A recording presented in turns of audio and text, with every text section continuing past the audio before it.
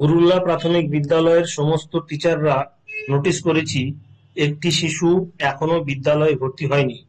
তার অভিভাবকের সাথে কথা বলে আমরা জানতে পারি শিশুটির মা এবং বাবা উভয়েই পরিযায়ী শ্রমিক এবং তারা ভিন রাজ্যে থাকেন। শিশুটি তার দিদার কাছে বহুদিন ধরে আছে।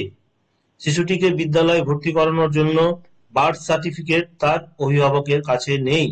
এরকম পরিস্থিতিতে আমরা শিশুটিকে সঙ্গে নিয়ে এবং গ্রামের আরো দু একজনকে সাথে নিয়ে আমরা পার্শ্ববর্তী গ্রামীণ স্বাস্থ্য কেন্দ্রে যাই। সেখানেও শিশুটির কোনো জন্ম তারিখ আমরা এএনএম রেকর্ড থেকে পাই না। এরপরে শিশুটিকে অঙ্গনওয়াড়িতে নিয়ে গেলে সেখানেও সে ইতিপূর্বে কখনো ভর্তি হয়নি।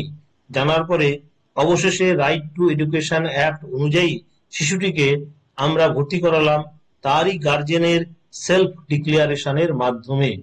আপনার নাম কি? নীলা টুডু। আচ্ছা, প্রদীপ আপনার কে হয়? প্রদীপ বা প্রদীপ কে হয় আপনার? আমার নাতি হয়। নাতি হয়? প্রদীপের জন্ম তারিখ কত?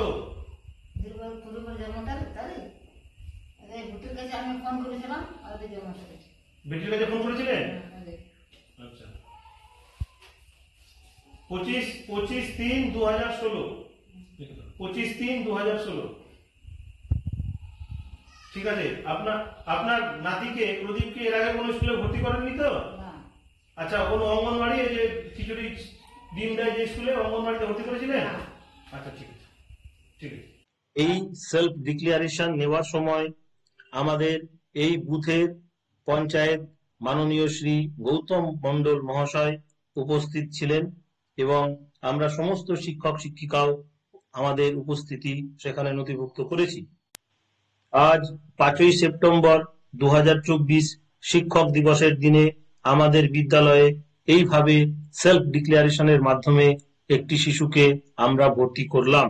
রাইট টু এডুকেশন অ্যাক্টের সেকশন 15 অনুযায়ী শিক্ষাবর্ষ শুরু হওয়ার পরে যে কোনো সময় অর্থাৎ প্রায় এই 8 মাস পরেও আমরা শিশুটিকে আমাদের বিদ্যালয়ে তার এজ স্পেসিফিক ক্লাসে অর্থাৎ দ্বিতীয় শ্রেণীতে ভর্তি করলাম।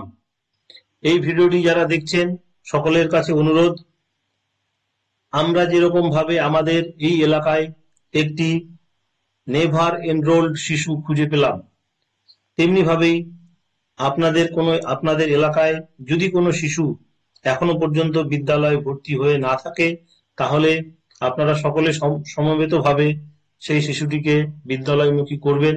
শিক্ষক দিবসের দিনে সকলের কাছে আমাদের এই অনুরোধ, এই আবেদন, এই নিবেদন।